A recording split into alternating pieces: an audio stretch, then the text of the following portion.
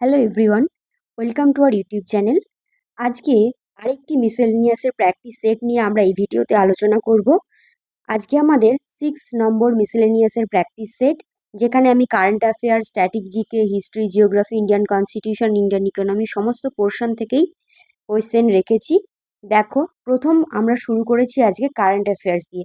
আমরা অন্যান্য দিন ভিডিওতে শেষে কারেন্ট অ্যাফেয়ার্স রাখি, আজকে ফার্স্টে কারেন্ট অ্যাফেয়ার্স রেখেছি। দেখো, প্রথম কারেন্ট অ্যাফেয়ার্সটি কি আছে? Which city is home to south India's first semiconductor manufacturing facility? মানে দক্ষিণ ভারতের প্রথম সেমিকন্ডাক্টর ম্যানুফ্যাকচারিং সুবিধাটি কোন শহরে অবস্থিত? দক্ষিণ ভারতে যে সেমিকন্ডাক্টরের ম্যানুফ্যাকচারিং সেন্টারটি প্রতিষ্ঠিত হয়েছে, সেটি কোথায় প্রতিষ্ঠিত হয়েছে? অপশন কি কি আছে দেখো: মাইসোরু, কোয়েম্বাটুর, বিশাখাপত্তনম, হায়দ্রাবাদ। সঠিক উত্তর কি হবে? সঠিক উত্তর হবে বিশাখাপত্তনমে। ঠিক আছে, অন্ধ্রপ্রদেশের বিশাখাপত্তনমে এটি প্রথম এস্টাবলিশ হয়েছে। South India's first semiconductor manufacturing facility. এটি কে করেছে? এটি করেছে এএসআইপি। এএসআইপি টেকনোলজি এটিকে বিল্ড করেছে এবং সাউথ কোরিয়ার হেল্পে। দেখো, এই যে south India's first semiconductor manufacturing unit is being established at Tarlavada in Visakhapatnam, Andhra Pradesh. It is a 2500 crore outsourced semiconductor assembly and test facility.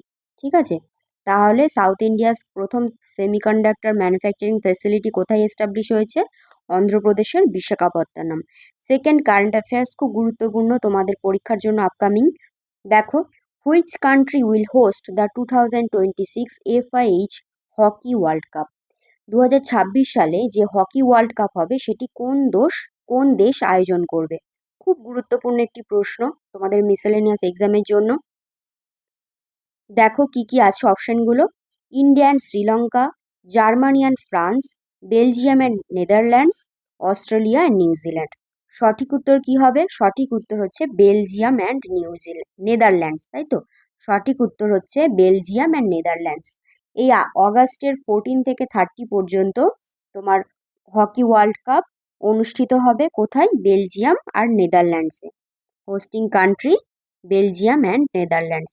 দেখো, এই যে 2026 men's and women's hockey world cup will be co-hosted by Belgium and Netherland, August 26।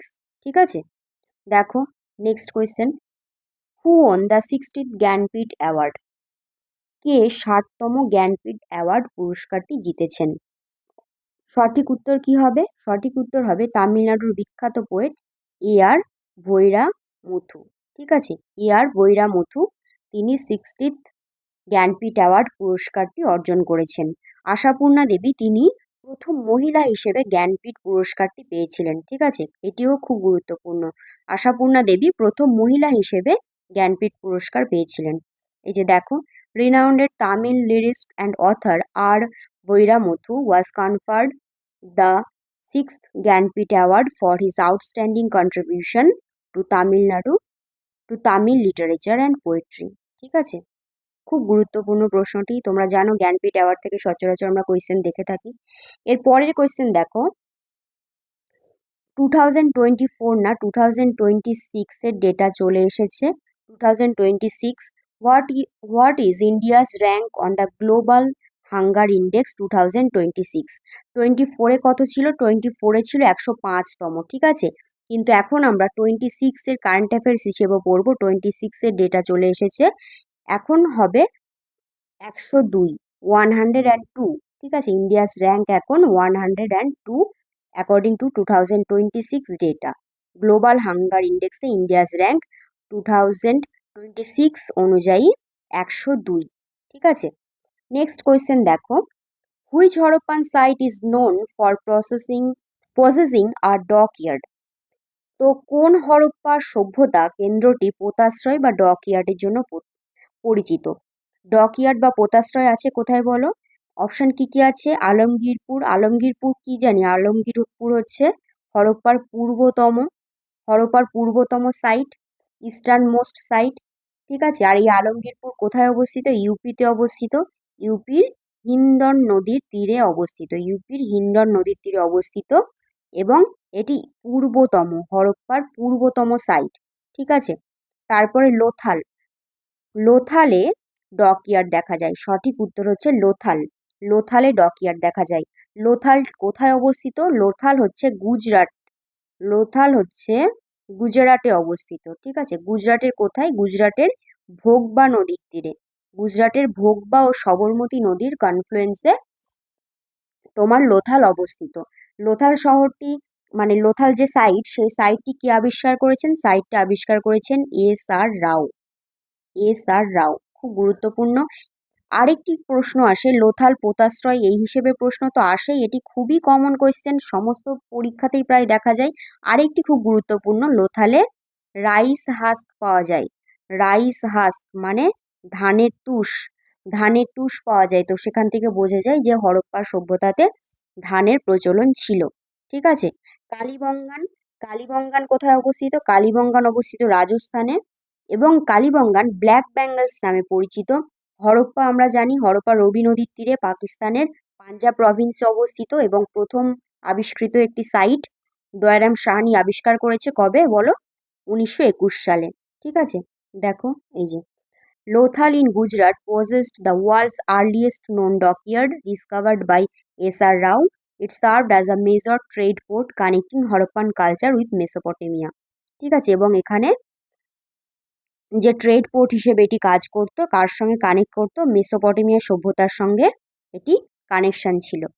Next question দেখো, খুব গুরুত্বপূর্ণ এটিও। Which river is known as the সর of Bihar? কোন নদীটি বিহারের দুঃখ নামে পরিচিত? কোন নদীটিকে বিহারের দুঃখ বলা হয়? কি কি অপশন আছে দেখো, গঙ্গা, সোন, কোশি, যমুনা। সঠিক উত্তর কি বলো? সঠিক উত্তর হচ্ছে কোশি, তাই তো, কোশি নদীকে বিহারের দুঃখ বলা হয়।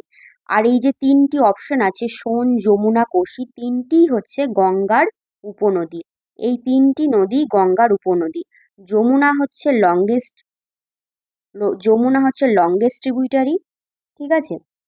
আর সোন নদী, সোন নদীও বিহারের পাটনাতে গঙ্গার সঙ্গে মিশেছে, বিহারের পাটনাতে গঙ্গার সঙ্গে মিশেছে। যমুনা, যমুনা কোথায় মিলেছে? প্রয়াগ, যমুনা প্রয়াগ, উত্তরপ্রদেশের এলাহাবাদের প্রয়াগে মিলেছে। যমুনা নদী কোথায় থেকে উৎপত্তি লাভ করেছে? যমুনোত্রী গ্লেসিয়ার থেকে উৎপত্তি লাভ করেছে। আর সোন, সোন হচ্ছে অমরকণ্টক, সোন হচ্ছে অমরকণ্টক। ঠিক আছে। আর কোশি নদীর আরেকটি গুরুত্বপূর্ণ তথ্য হচ্ছে, এটি চীন, নেপাল, চীন, নেপাল আর ভারত, এই তিনটি দেশের ট্রান্সবাউন্ডারি অঞ্চলে অবস্থিত। আর গঙ্গা আমরা জানি, গঙ্গা গঙ্গোত্রী হিমবাহ থেকে উৎপন্ন হয়েছে। দেখো এই যে, the Koshi river is known as the sword of Bihar because of its frequent change in course and severe flooding that causes vast destruction every year. তো এটি কিসের জন্য বিহারের দুঃখ নামে পরিচিত? কারণ এটি, এটার যে গতিপথ সেটি চেঞ্জ হতে থাকে, প্রচণ্ড ভাঙন এবং বন্যার সৃষ্টি হয়। নেক্সট কোয়েশ্চেন দেখো কি আছে, Buxa tiger reserve is located in which district of West Bengal? যে বক্সা ব্যাঘ্র প্রকল্প আছে, যে বক্সা ন্যাশনাল পার্ক আছে, সেই ন্যাশনাল পার্কটি পশ্চিমবঙ্গের কোন জেলায় অবস্থিত? অপশন কি কি আছে? অপশন আছে আলিপুরদুয়ার, দার্জিলিং, জলপাইগুড়ি আর উত্তর দিনাজপুর। সঠিক উত্তর কি হবে? সঠিক উত্তর হবে আলিপুরদুয়ার। ঠিক আছে। বক্সা প্রকল্পটি আলিপুরদুয়ারে অবস্থিত। আলিপুরদুয়ারে আরেকটি প্রকল্প আছে, ন্যাশনাল পার্ক আছে, কি? জলদাপাড়া, জলদাপাড়া ন্যাশনাল পার্কটিও আলিপুরদুয়ারে অবস্থিত। আচ্ছা, দার্জিলিংয়ে, দার্জিলিংয়ে অবস্থিত ন্যাশনাল পার্কটি কি? সিঙ্গালীলা, সিঙ্গালীলা, সিঙ্গালীলা ন্যাশনাল পার্ক দার্জিলিংয়ে অবস্থিত। আর জলপাইগুড়ি, জলপাইগুড়িতে কি আছে? জলপাইগুড়িতে গরুমারা, জলপাইগুড়িতে গরুমারা অভয়ারণ্য, সেটি জলপাইগুড়িতে অবস্থিত। আমাদের পশ্চিমবঙ্গে আর কি কি ন্যাশনাল পার্ক আছে? নেওড়া ভ্যালি আছে, নেওড়া ভ্যালি কালিম্পংয়ে অবস্থিত, এবং সুন্দরবন আছে, সুন্দরবন দক্ষিণ 24 পরগনা জেলায় অবস্থিত। ঠিক আছে। দেখো, Buxa tiger reserve is located in Alipurduar district of West Bengal bordering Bhutan and Assam. It was established as India's fifth tiger reserve in 1983.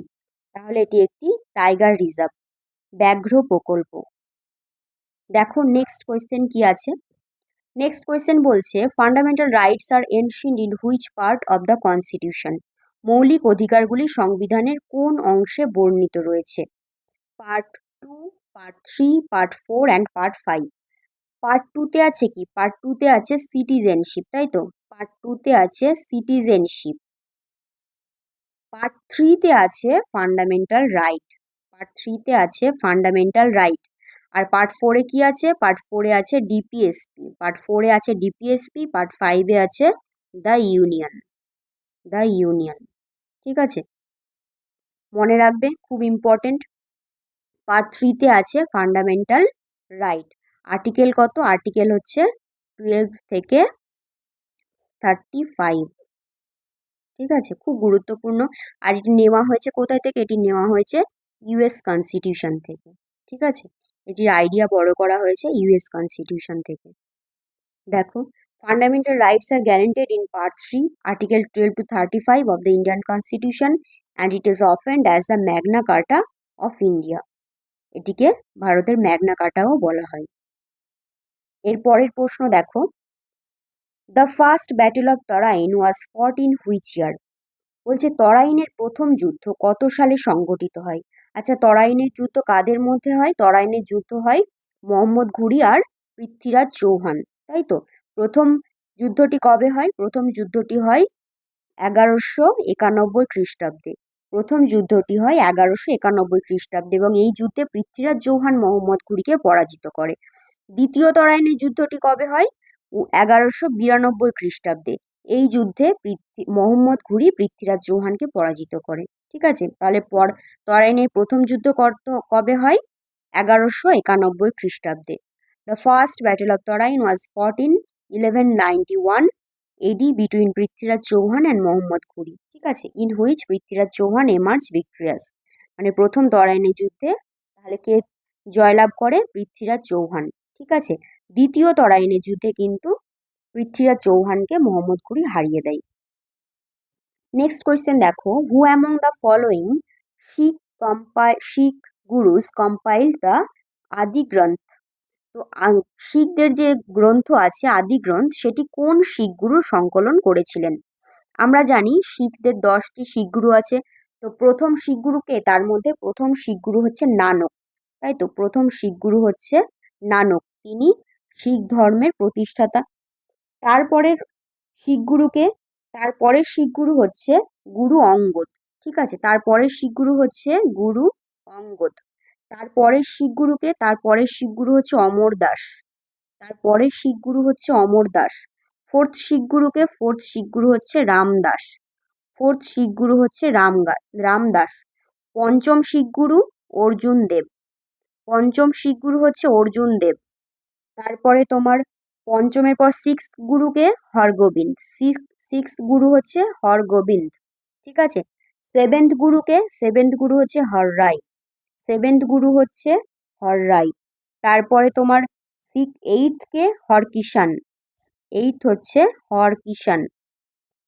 Ninth হচ্ছে কে? তেগ বাহাদুর। নাইন্থ হচ্ছে তেগ বাহাদুর। তেগ বাহাদুর, যাকে ঔরঙ্গজেব হত্যা করেন। আর তারপরে কে? 10th শিখ গুরু গোবিন্দ সিং। 10th শিখ গুরু হচ্ছে গোবিন্দ সিং। 10th শিখ গুরু হচ্ছে গোবিন্দ সিং। তাহলে প্রথম হচ্ছে নানক, দ্বিতীয় অঙ্গদ, তৃতীয় হচ্ছে অমর দাস, চতুর্থ হচ্ছে গুরু রামদাস, পঞ্চম হচ্ছে গুরু অর্জুন দেব, সিক্সথ হচ্ছে গুরু হরগোবিন্দ, সেভেন্থ হচ্ছে গুরু হররাই, এইটথ হচ্ছে হরকিষান, নাইন্থ হচ্ছে তেগ বাহাদুর, আর 10th হচ্ছে গুরু গোবিন্দ সিং, ঠিক আছে? এই আদি গ্রন্থ সাহেব, এটি কে রচনা করেন? আদি গ্রন্থ সাহেব রচনা করেন 5th শিখ গুরু অর্জুন দেব, ঠিক আছে? 5th শিখ গুরু গুরু অর্জুন দেব, তিনি আদি গ্রন্থ সাহেব গ্রন্থটি সংকলন করেন। গুরু অমর দাস লঙ্গরখানা, গুরু অমর দাস লঙ্গরখানা প্রথা চালু করেন, ঠিক আছে? আর গুরু গোবিন্দ সিং খালসা বাহিনী যে শিখদের আছে সেটি প্রচলন করেন কে? গুরু গোবিন্দ সিং। 9th শিখ গুরুকে ঔরঙ্গজেব হত্যা করেন, খুব গুরুত্বপূর্ণ। 9th শিখ গুরুকে ঔরঙ্গজেব হত্যা করেন। আর এই যে পঞ্চম শিখ গুরু গুরু অর্জুন দেব, একে হত্যা করেন জাহাঙ্গীর। একে হত্যা করেন জাহাঙ্গীর। ঠিক আছে, খুব গুরুত্বপূর্ণ তথ্যগুলি তোমরা মনে রাখবে, খাতায় লিখে রেখো এবং মুখস্থ করে নিও, খুব গুরুত্বপূর্ণ প্রশ্ন এটি। দেখো, Guru Arjan Dev, the fifth Sikh Guru, compiled the sacred scripture Adi Granth in 1604 AD. It includes hymns of Sikh Gurus as well as Hindu and Sufi saint. ঠিক আছে, আর আরেকটি গুরুত্বপূর্ণ তথ্য, এটি গুরমুখী স্ক্রিপ্টে লেখা এবং গুরমুখী স্ক্রিপ্টটি প্রথম শিখদের মধ্যে প্রচলন করেন কে? সেকেন্ড শিখ গুরু অঙ্গদ। ঠিক আছে, গুরমুখী স্ক্রিপ্ট সেকেন্ড শিখ গুরু অঙ্গদ প্রচলন করেন। দেখো নেক্সট কোয়েশ্চেন কি আছে, who presided over the first session of INC in 1885? আমরা কি জানি 1885 খ্রিস্টাব্দে আইএনসি এস্টাবলিশ হয়। ঠিক আছে, আইএনসি এস্টাবলিশ হয় কার সাহায্যে? এ ও হিউমের সাহায্যে। এবং এটির প্রথম যে সভাপতিত্ব করেন প্রথম অধিবেশনে কে? সঠিক উত্তর উমেশ চন্দ্র ব্যানার্জি, তাই তো, ডব্লিউ.সি. ব্যানার্জি বা উমেশ চন্দ্র ব্যানার্জি। এই অধিবেশনে মোট 72 জন মেম্বার পার্টিসিপেট করেন এবং এটি কোথায় হয়? এটি বোম্বেতে হয়, খুব গুরুত্বপূর্ণ, এটি বোম্বেতে হয়। তাহলে আইএনসি কোথায় প্রতিষ্ঠিত হয়? বোম্বের গোকুলদাস তেজপাল সংস্কৃত কলেজ। ঠিক আছে, কি বললাম? গোকুলদাস তেজপাল সংস্কৃত কলেজে, বোম্বে, এটি বোম্বেতে অবস্থিত। প্রথম আইএনসি, ইন্ডিয়ান ন্যাশনাল কংগ্রেস, সেটি প্রতিষ্ঠিত হয় কবে? 1885 খ্রিস্টাব্দে। এবং এটির প্রথম সভাপতিত্ব করেন উমেশ চন্দ্র ব্যানার্জি। জি কে গোখলে, তিনি কবে হয়? 1905 সালে। 1905 সালে তিনি আইএনসির প্রেসিডেন্ট হন। সুরেন্দ্রনাথ ব্যানার্জি দুবার হয়, 1895 অ্যান্ড 1902। ঠিক আছে, আর বিজি তিলক, তিনি একবারও আইএনসির প্রেসিডেন্ট হননি। নেক্সট কোয়েশ্চেন দেখো, আচ্ছা এক্সপ্লেনেশন এই যে, Umesh Chandra Banerjee presided over the inaugural session of the Indian National Congress in Bombay in December 1885, attended by 72 delegates. তো সেখানে 72 জন মেম্বার যোগদান করেছিলেন। নেক্সট কোয়েশ্চেন দেখো কি আছে, চম্পারণ সত্যাগ্রহ কবে হয়? 1917, তাই তো। আর এই চম্পারণ সত্যাগ্রহ গান্ধীজির প্রথম সিভিল ডিসঅবিডেন্স মুভমেন্ট। ঠিক আছে, গান্ধীজির প্রথম সিভিল ডিসঅবিডেন্স মুভমেন্ট, খুব ইম্পর্টেন্ট, প্রথম সিভিল ডিসঅবিডেন্স মুভমেন্ট গান্ধীজির চম্পারণ সত্যাগ্রহ। চম্পারণ সত্যাগ্রহ বলছে অ্যাসোসিয়েটেড উইথ হুইচ ক্রপ, কোন ফসলের সাথে যুক্ত? Indigo, rice, wheat, pulse. সঠিক উত্তর কি হবে? ইন্ডিগো, তাই তো, নীল চাষ প্রথা। এবং এই সময় বিহারে আরেকটি প্রথা প্রচলিত ছিল, সেটি হচ্ছে 3 কাটিয়া প্রথা, 3/20 ল্যান্ডের এই পার্সেন্ট অনুযায়ী যে 3 কাটিয়া ব্যবস্থা প্রচলন ছিল, তার বিরুদ্ধে গান্ধীজি বিহারে প্রথম চম্পারণ সত্যাগ্রহ করেন কবে? 1917 সালে। ঠিক আছে, দেখো চম্পারণ সত্যাগ্রহ in 1917 was Gandhi's first civil disobedience movement in India, fought against the oppressive 3 কাটিয়া system imposed on indigo farmer in Bihar. ঠিক আছে, বিহারের যে ইন্ডিগো ফার্মার, নীল চাষি ছিলেন, তাদের উপর যে 3 কাটিয়া ব্যবস্থা প্রচলিত ছিল, সেই ব্যবস্থাটির বিরুদ্ধে বিহারে চম্পারণ সত্যাগ্রহ করেন কবে? 1917 সালে। তারপরের কোয়েশ্চেন দেখো, who introduced the Iqta system in Delhi sultanate? বলছে দিল্লি সুলতানেতের মধ্যে কোন সুলতান ইকতা প্রথা প্রবর্তন করেন? ইকতা প্রথা কে প্রবর্তন করেন? দেখো অপশনগুলো কি কি আছে, বলবন, কুতুবউদ্দিন আইবক, ইলতুৎমিশ, ফিরোজ শাহ তুগলক। সঠিক উত্তর কি হবে? সঠিক উত্তর হচ্ছে ইলতুৎমিশ। ইলতুৎমিশ তিনি ইকতা প্রথা প্রবর্তন করেন। ইলতুৎমিশ আরেকটি প্রবর্তন করেছিলেন, সেটি হচ্ছে তুর্কানি চেহেলগানি, তাই তো, তুর্কানি চেহেলগানি, 40 জন মেম্বারের একটি দল, তুর্কানি চেহেলগানি, এটি ইলতুৎমিশ প্রবর্তন করেছিলেন। এই প্রশ্নটিও পরীক্ষাতে আসে। এবং এটিকে ধ্বংস কে করেছিলেন? বলবন। ঠিক আছে, এই তুর্কালি চেহেলগানিকে ধ্বংস কে করেছিলেন? বলবন। বলবনের আরেকটি প্রশ্ন খুব ইম্পর্টেন্ট আসে, নওরাজ ফেস্টিভ্যাল, একটা পার্সিয়ান ফেস্টিভ্যাল, নওরাজ ফেস্টিভ্যাল, সেটি প্রচলন করেন বলবন। এবং তিনি তার কোর্টে পাইবস আর সিজদা, এই দুটি প্রথাও প্রবর্তন করেন। কুতুবউদ্দিন ছিলেন দিল্লি সুলতানেতের এস্টাবলিশ তিনি এস্টাবলিশ করেছিলেন দিল্লি সুলতান। তার প্রথম বংশটি হলো দাস বংশ। আর ফিরোজ শাহ তুগলক তুগলক বংশের একজন শ্রেষ্ঠ রাজা। ঠিক আছে, দেখো এই যে সুলতান Iltutmish introduced the Ikta system, dividing the empire into land grant given to the military officers and noble in lieu cash salaries for maintaining troops. ঠিক আছে, তাহলে তিনি প্রথম ইকতা প্রথা প্রবর্তন করেন। তার পরের প্রশ্নটি দেখো কি আছে। Which is the largest brackish water lagoon lake in India? বলছে ভারতের বৃহত্তম নোনা জলের উপহ্রদ বা কয়াল কোনটি? কি কি অপশন আছে? Chilika lake, Pulicat lake, Vembanad lake আর কোলেরু লেক। সঠিক উত্তর কি হবে? সঠিক উত্তর হচ্ছে চিল্কা লেক। ঠিক আছে, চিল্কা লেক হচ্ছে ভারতের বৃহত্তম নোনা জলের হ্রদ। এটি কোথায় অবস্থিত? এটি উড়িষ্যাতে অবস্থিত। এটি উড়িষ্যাতে অবস্থিত। ঠিক আছে, আর এটি কিসের জন্য বিখ্যাত? অলিভ রিডলে টার্টলের জন্য এটি খুব বিখ্যাত। ভেম্বনাদ লেক কোথায় আছে? কেরালা। ভেম্বনাদ লেক কোথায় আছে? কেরালা। এটিও একটি কোয়াল। কোলেরু লেক কোথায় আছে? অন্ধ্রপ্রদেশ। কোলেরু লেকও আছে অন্ধ্রপ্রদেশ। অন্ধ্রপ্রদেশের কোথায়? কৃষ্ণা। অন্ধ্রপ্রদেশের কৃষ্ণা ও কাবেরী। কৃষ্ণা ও কাবেরী এই দুটি নদীর মধ্যবর্তী স্থলে কোলেরু লেকটি অবস্থিত। ঠিক আছে, নেক্সট কোয়েশ্চেন দেখো। এই যে চিল্কা লেক ভারতের বৃহত্তম ব্র্যাকিশ ওয়াটার লেগুন। এটি world second largest coastal lagoon lake. দেখো, which article is referred as the heart and soul of the constitution? বলছে ভারতের কোন আর্টিকেলটিকে হার্ট অ্যান্ড সোল বলা হয়? কোন আর্টিকেল? 32তম আর্টিকেল, 12, 13, 36। সঠিক উত্তর কি হবে? 32। 32 আর্টিকেলকে ভারতের হার্ট অ্যান্ড সোল বলা হয়। এর মাধ্যমে আমরা কি পাই? রিট, তাই তো? রিট এর অধিকার, মানে কোনো ফান্ডামেন্টাল রাইট যদি আমাদের খর্ব হয় তাহলে আমরা হাইকোর্ট এবং সুপ্রিম কোর্টে মামলা করতে পারি। এই কথাটি কে বলেছেন? এই কথাটি বলেছেন ডক্টর বি আর আম্বেদকর। এই কথাটি বলেছেন ডক্টর বি আর আম্বেদকর। এই যে doctor B R Ambedkar termed article 32 as the heart and soul of India. দেখো তারপরে question. The idea of DPSP, directive principle of state policy, তাই তো, ওয়াজ বরোড ফ্রম। তো ডিপিএসপির আইডিয়াটি কোন দেশ থেকে নেওয়া হয়েছে? ক্যানাডিয়ান কনস্টিটিউশন, আইরিশ কনস্টিটিউশন, তারপরে তোমার ইউএস কনস্টিটিউশন, রাশিয়ান কনস্টিটিউশন। সঠিক উত্তর কি হবে বলো? সঠিক উত্তর হচ্ছে আইরিশ কনস্টিটিউশন, তাই তো। সঠিক উত্তর হচ্ছে আইরিশ কনস্টিটিউশন। ডিপিএসপির কনসেপ্টটি আইরিশ কনস্টিটিউশন থেকে নেওয়া হয়। এটি কত? এটি পার্ট 4-এ আছে। আর্টিকেল কত? 36 থেকে 51, তাই তো। দেখো এই যে the directive principle of state policy was borrowed from the constitution of Ireland which had copied it from the Spanish constitution. দেখো next question. Which 5-year plan was based on Mahalanobis model? বলছে কোন 5-year প্ল্যানটি মহলানবিশ মডেলের উপর ভিত্তি করে তৈরি হয়েছিল? First plan, second plan, fourth plan, fifth plan.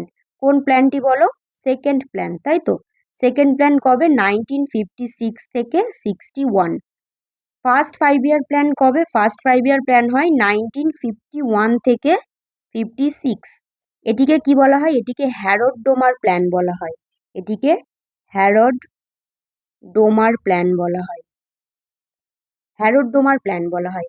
Fourth কবে হয়? ফোর্থ হচ্ছে 1969 থেকে 74। এটিকে কি বলা হয়? গ্যাডগিল ফর্মুলা বলা হয়, তাই তো। এটিকে বলা হয় গ্যাডগিল ফর্মুলা। ফিফথ 1974 থেকে 1978।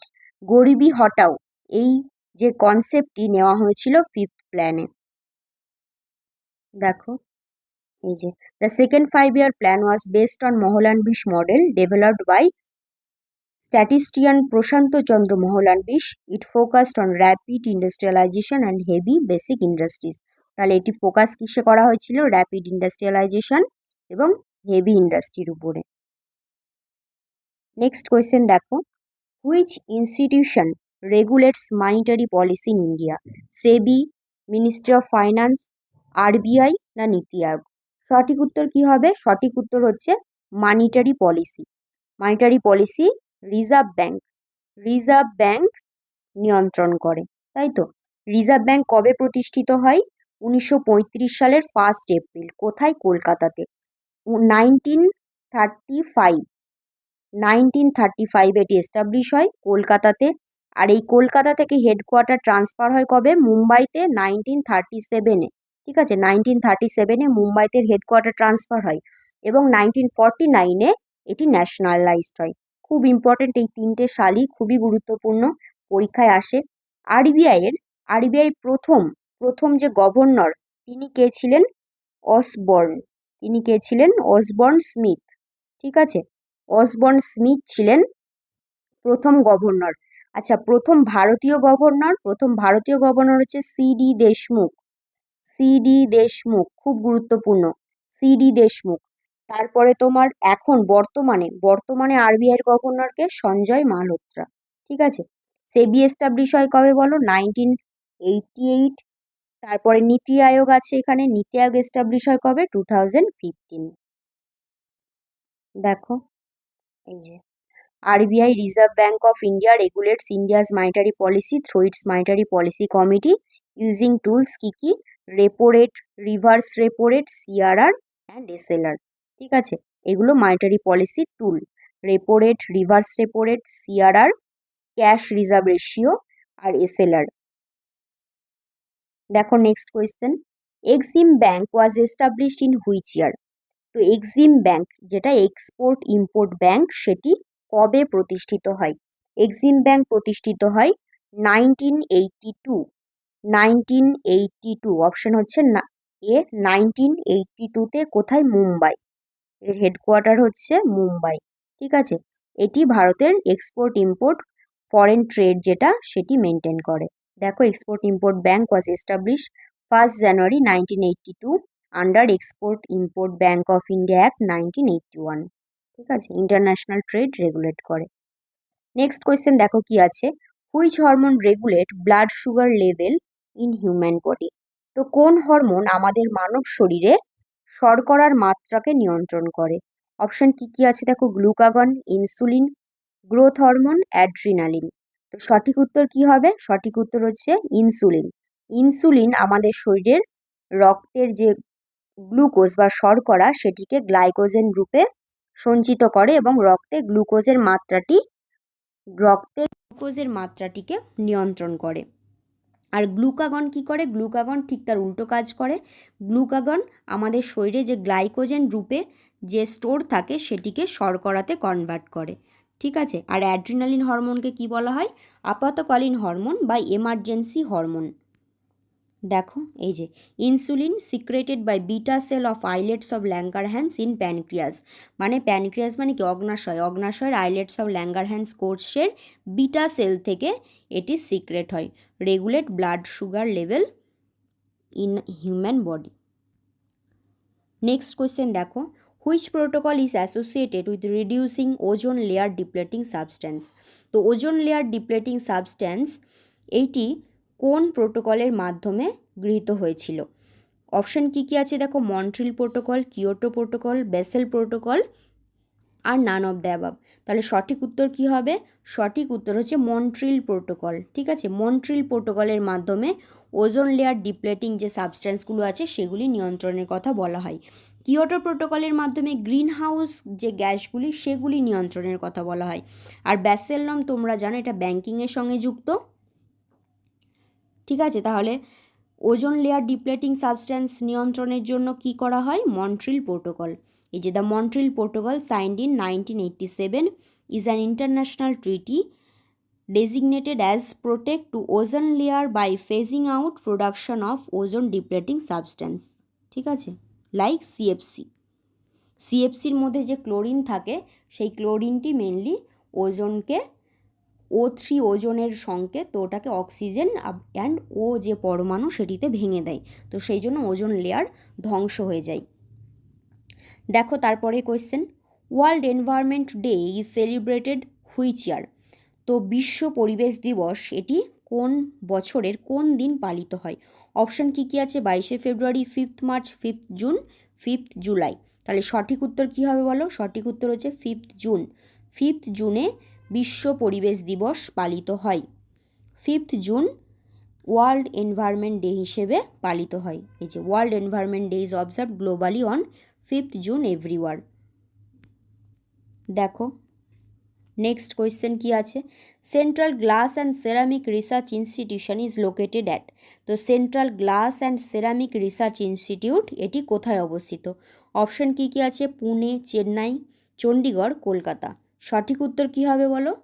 সঠিক উত্তর হচ্ছে Kolkata. Central glass and ceramic research institute এটি কলকাতায় অবস্থিত। দেখো central glass and ceramic research institute is a constituent national laboratory under CSIR established 1950 at Jadavpur, Kolkata, West Bengal. ঠিক আছে, তাহলে কলকাতার যাদবপুরে আছে central glass and ceramic research institute. Next question দেখো, traditional mask dance form popular in Purulia, West Bengal. তো আমাদের পুরুলিয়ার, পশ্চিমবঙ্গের পুরুলিয়া জেলা যে আছে সেখানে যে ঐতিহ্যবাহী একটি মুখোশ নৃত্য দেখা যায় সেটি কি? সেটি কি বলো? অপশন কি কি আছে? ছৌ, বিহু, ওডিসি, কথাকলি। সঠিক উত্তর কি হবে তাহলে? ছৌ, তাই তো। ছৌ নাচ আমাদের পশ্চিমবঙ্গের পুরুলিয়াতে যে মুখোশ পরে নাচটি হয় সেটি বিখ্যাত। বিহু কোথায় দেখা যায়? বিহু আসাম, আর ওডিসি হচ্ছে উড়িষ্যা। ওডিসি হচ্ছে উড়িষ্যার, কথাকলি হচ্ছে কেরালা। কথাকলি হচ্ছে কেরালা। এটিও খুব গুরুত্বপূর্ণ প্রশ্ন।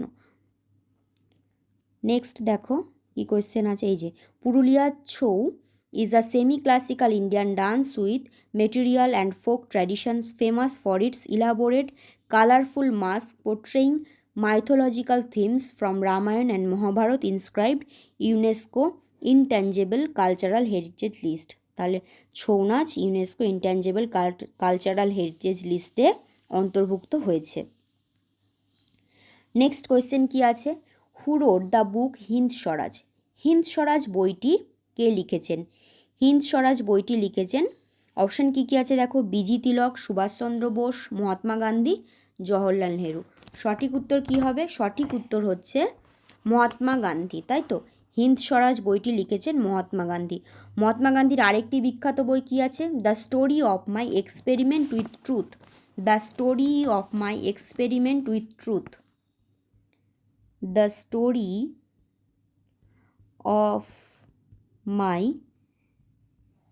experiment with truth। এটি গান্ধীজির লেখা একটি বিখ্যাত বই। তারপরে দেখো এখানে বিজি তিলক আছেন। বিজি তিলকের বিখ্যাত বইটির নাম কি? খুব ইম্পর্টেন্ট, অনেক পরীক্ষায় আসে, গীতা রহস্য। ঠিক আছে, গীতা রহস্য এই বইটি বিজি তিলকের লেখা, খুব গুরুত্বপূর্ণ। আরেকটি বই আছে Arctic home in the Vedas. আচ্ছা, জওহরলাল নেহরুর লেখা তো বিখ্যাত বইয়ের নাম কি বলো? জওহরলাল নেহরুর লেখা বিখ্যাত বইয়ের নাম হচ্ছে Discovery of India. Discovery of India Jawaharlal Nehru লেখা বইয়ের নাম, খুব ইম্পর্টেন্ট। R an autobiography.